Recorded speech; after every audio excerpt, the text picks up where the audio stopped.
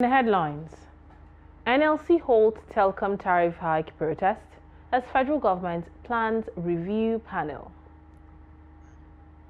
Kaduna electricity workers declare indefinite strike over planned mass sacking as federal government denies claim of 65% tariff increase. 200,000 displaced Nasarawa indigenes return home after 7 years. And on the foreign scene, M23 rebels declare ceasefire in Goma. Hello, welcome to News Update on Trust TV. My name is Lilian Ogazi. And now to the news. The Nigerian Labour Congress has suspended its planned nationwide protest against the recent 50% hike in telecom tariffs approved by the federal government. The Labour Union aborted the planned rally scheduled for this Tuesday following a meeting with government representatives at the Office of the Secretary to the Government of the Federation in Abuja on Monday. The telecom regulator, the Nigerian Communications Commission, had defended the 50% tariff increase, citing rising operational costs driven by inflation, foreign exchange fluctuations, and higher energy expenses. In a statement, the regulator said the adjustment was in line with its mandate under the Nigerian Communications Act 2003 to ensure the financial sustainability of the telecom sector. However, the NLC rejected the tariff hike and demanded a reduction to 5%, threatening a nationwide protest if its demands were not met. It condemned the hike as an insensitive and unjustifiable move, arguing that it would impose an extra burden on Nigerian consumers. Meanwhile, aggrieved workers of the Kaduna Electricity Distribution Company on Monday blocked the entrance of the headquarters of the company in Kaduna over alleged disengagement of hundreds of staff members of the company. The workers, who are under the National Union of Electricity Employees (NUEE), are demanding due process to be followed before disengaging the workers. Trust TV's Bella Musa has more. The industrial action paralyzed activities at the headquarters of the Kaduna Electricity Distribution Company. According to the union, over 900 staff members of the company have been disengaged by the company without following the due process. Is a termination of 900 staffs of this Kaduna Electric, which is unfair without regards to the condition of service. In fact, as it is insultive, is provocative, is not acceptable. The workers also lamented the non-payment of some of their benefits by the company. Number two, there is pension issue. I think for the past 45 years, if I could remember, the pension of Kaduna Electric staff were not paid. Concerning the termination of our colleagues and no medical facilities for them, it baffles us because at this critical time, people are really suffering. Efforts to hear from the management of the Kaduna Electricity Distribution Company were not successful. Bella Musa, Trust TV News, Kaduna. 7 years after the alleged displacement of over 200,000 Bassa indigenes by the Ebura ethnic group in total local government area of Nasarawa State, the natives are set to return to their ancestral homes on February 10th. The development followed several peace meetings organized by the state government and heads of security agencies in the states. The acting chairman of Bassa Youth for Peace Coalition Forum, Joshua Gomina, disclosed this on Monday while speaking with journalists. He said his kinsmen had been displaced since April 22, 2018, when a communal clash ensued with the Egburas. Gomina commended the state government, security operatives, and the local government for their efforts in ensuring that the disputes were resolved.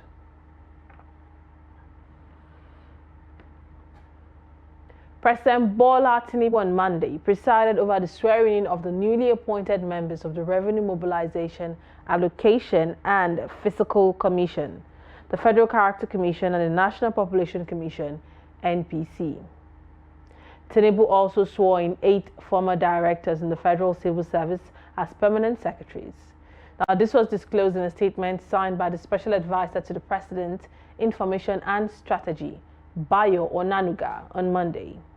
According to him, 21 members of the RMFC, along with 1 new member each for the FCC and the NPC, took their oaths of office at the Council chamber before the commencement of the Federal Executive Council meeting. He noted that the newly appointed permanent secretaries from 8 states passed a rigorous selection process, including a written and oral examination and an ICT competency test.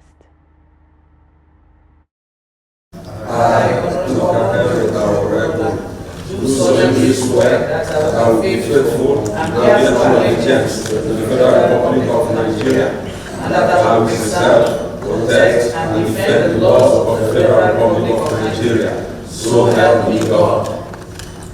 I, Aaron, however, do solemnly swear that I will be faithful and bear true allegiance to the Federal Republic of Nigeria, that as Commissioner, Revenue Mobilization, Allocation and Fiscal Commission, I will discharge my duties to the best of my ability, faithfully and in accordance with the Constitution of the Federal Republic of Nigeria. A political scientist, Saidi Umar, has called for legislation backing the fielding of independent candidates during elections in the country. Umar, who was reacting to the recent PDP crisis in an interview with Trust TV, said allowing independent candidates will offer more choices for Nigerians. The report. The Nigerian Electoral Act allows political parties to field candidates during elections, giving room for the electorate to choose whom they prefer to represent them at various levels of leadership.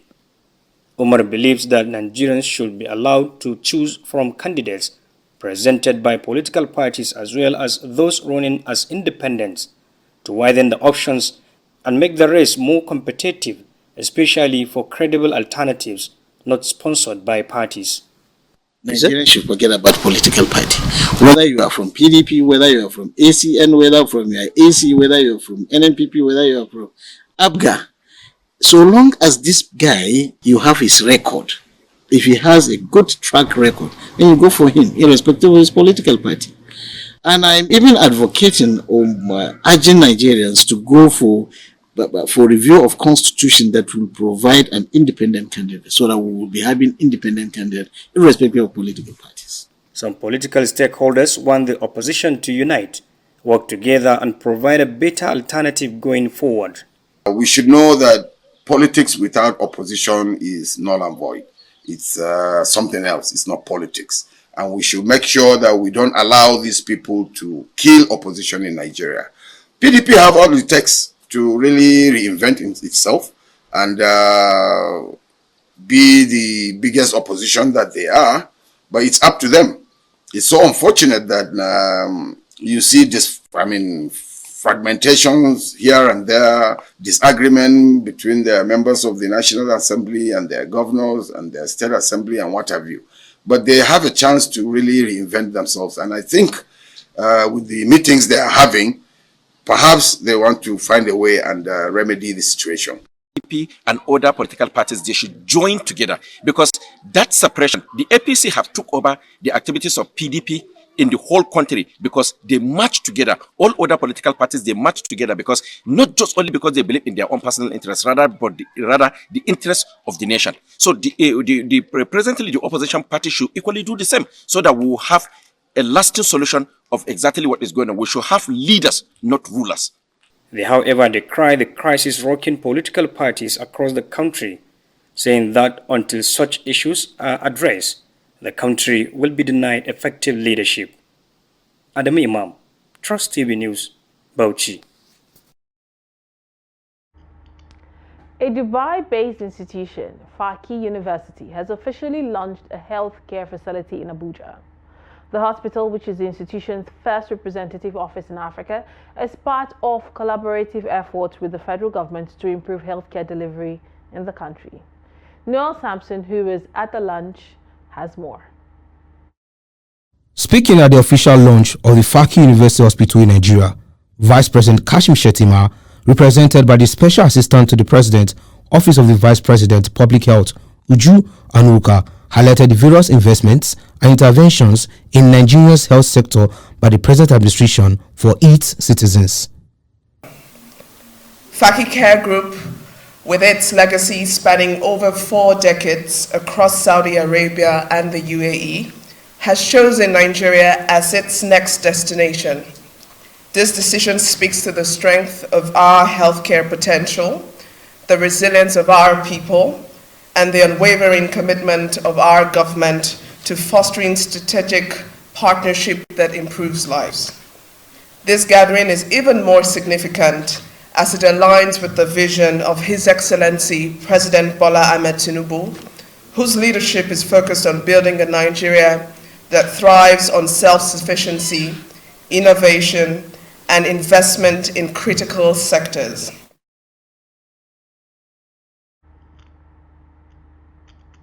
Authorities in Katsina State have confirmed a partial outbreak of bird flu in the state, saying the disease has been contained and there is no cause for alarm. According to reports, the bird flu outbreak was recorded at a backyard poultry farm in the Katsina metropolis, raising concerns among poultry farmers and health officials. Officials from the Livestock Department of the Katsina State Ministry of Agriculture confirmed that the disease affected only a few chickens from the poultry farm, assuring that proactive measures have already been taken to prevent its spread. From Katsina, Abdullah Yamadi completes the report.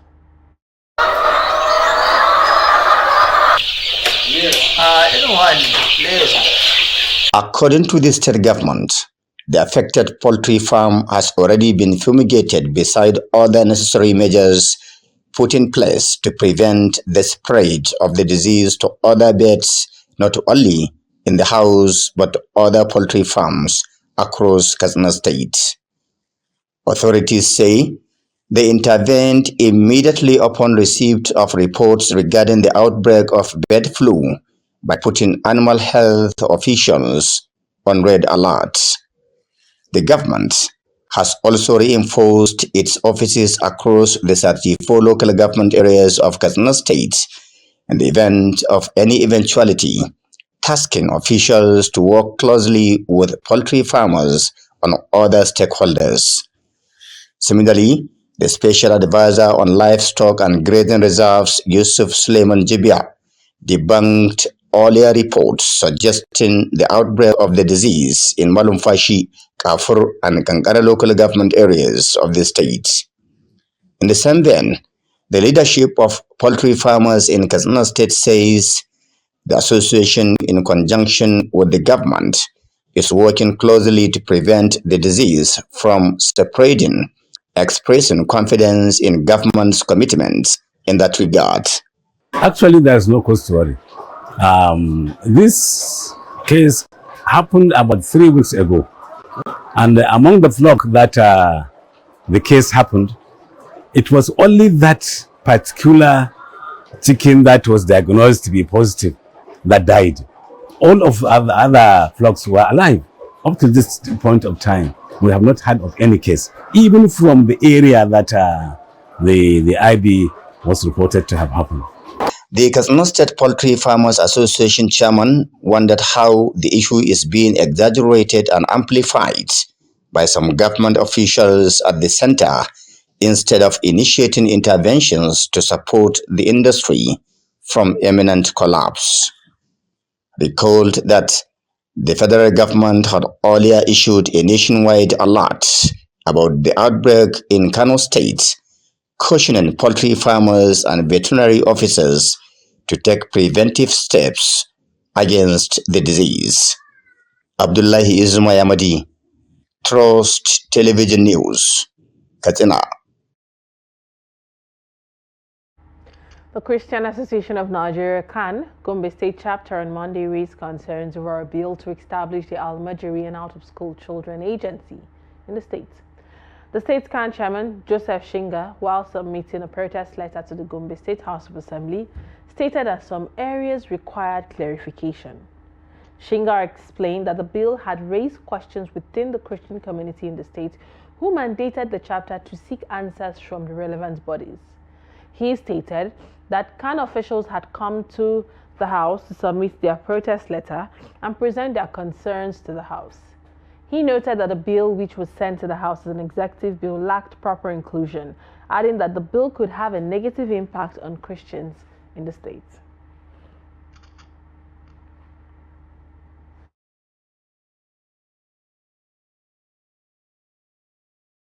This is News Update coming to you from Trust TV. Coming up, we'll be looking at how a just craftsman harps on entrepreneurship through skills. More to come right after the break. Do stay. You're welcome back. If you're just joining us, this is News Update coming to you from Trust TV. Let's take a look at our headline stories again. NLC holds telecom tariff hike protest as federal government plans review panel. Kaduna electricity workers declare indefinite strike over planned mass sacking as federal government denies claim of 65% tariff increase. And now to the news. The Lagos State Command of the Nigerian Security and Civil Defense Corps has paraded 4 suspects in connection with fake bank receipts for online transactions and car theft. The State Commandant, Keshiru Adedotun, disclosed this at the state headquarters that the first suspect is a specialist in generating fake bank transaction receipts to obtain goods from online sellers. According to Keshiru, after securing the goods through fraudulent means, the suspect would transport them to another location for quick disposal.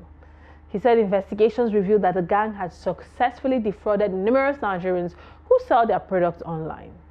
The Lagos State Commandant of the NSCDC also said the command, upon intelligence tip-off, arrested another gang that specializes in stealing and dismembering vehicles and selling the parts in bits to buyers. What he used to do with members of his group is to order goods online. When the goods are ordered online, they will say they are going to pay when the goods are delivered. It can be ordered from any part of the country. And the goods will be delivered to them in Lagos here. So they have the capacity to be able to generate receipt from application of any bank. They dismembered the entire vehicle and the carcass was to be sold to another buyer. So he now called our towing vehicle to come and tow the vehicle to the eventual buyer of the remaining carcass. Unfortunately for him, he was suspected by this, our personnel, and he was arrested.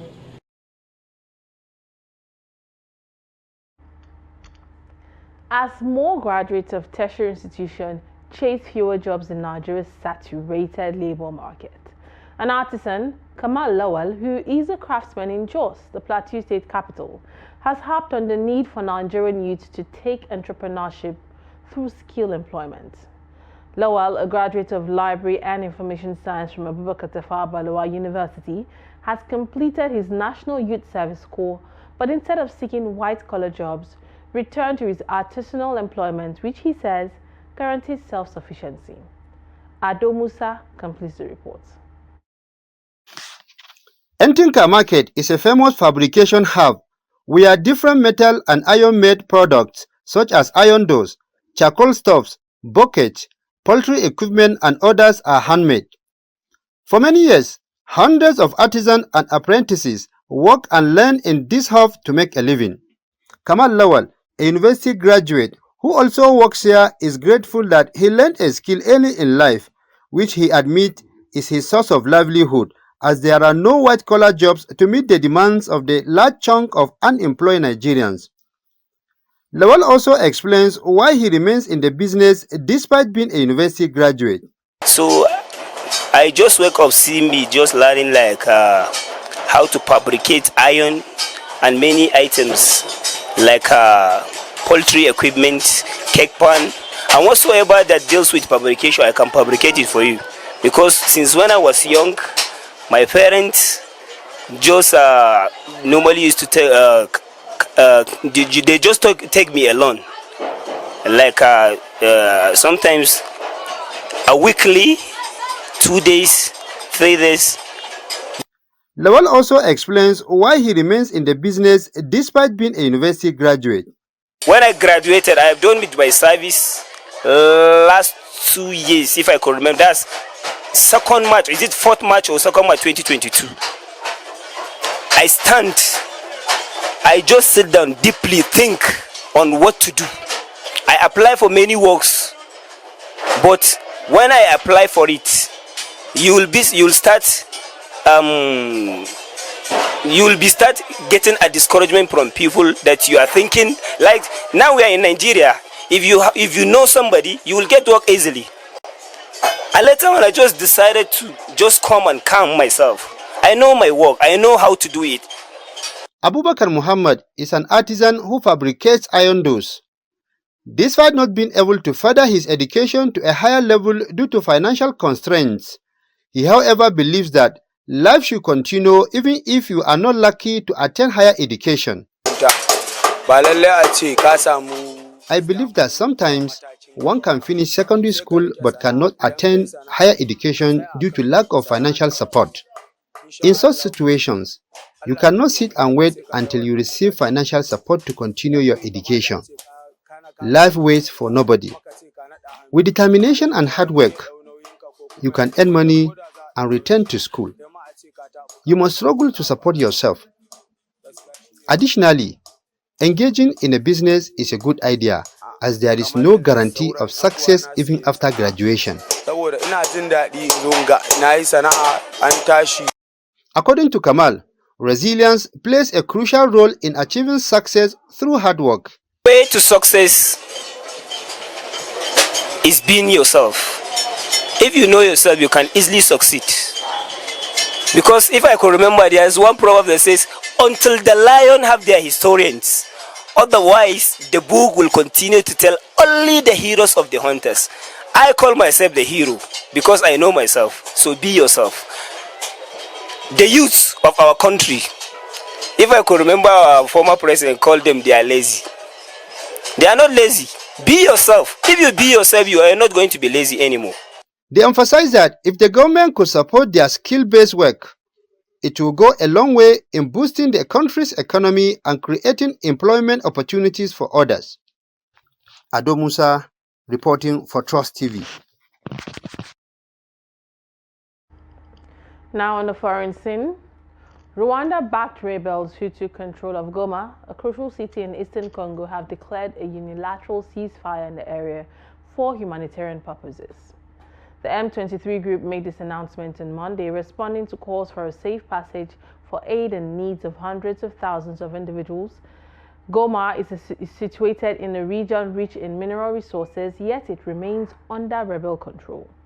There has been no immediate response from the Congolese government, but on Monday, UN spokesperson Stéphane Jurek provided an update on the situation in Congo, expressing concern over rising health risks. He noted that while some economic activities are resuming, schools and banks are still closed and food shortages persist.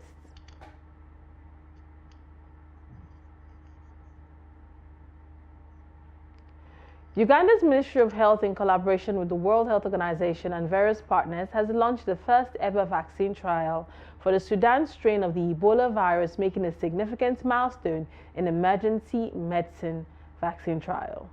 The study is focusing on health workers and individuals who have been exposed to the Ebola strain, commencing just 4 days after Uganda reported the death of a nurse in Kampala. The deceased nurse had sought medical attention at a hospital near the capital before traveling to Mbale in eastern Uganda, where he was later admitted to a public hospital. Health officials also noted that he also consulted a traditional healer on Monday. 2 additional cases were confirmed among the nurse's relatives.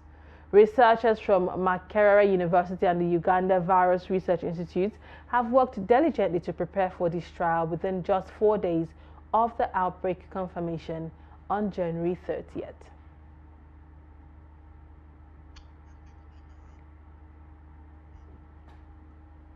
And in sport, Lobby Stars of Makadi suffered a 1-0 home defeat to Visiting Yimba of Aba, the People's Elephant, in a Week 22 encounter of the Nigerian Premier Football League. The match was played at the main bowl of the Abubakar Tafawa Balewa Stadium, Bauchi, which is the temporary home base of Lobby Stars, as their stadium in Makodi is undergoing repairs. The only goal of the thrilling encounter came in the 34th minute in favor of Yimba, who got the maximum 3 points. Addressing reporters shortly after the game, both coaches expressed satisfaction with their team's performance and assured of improvement in future games.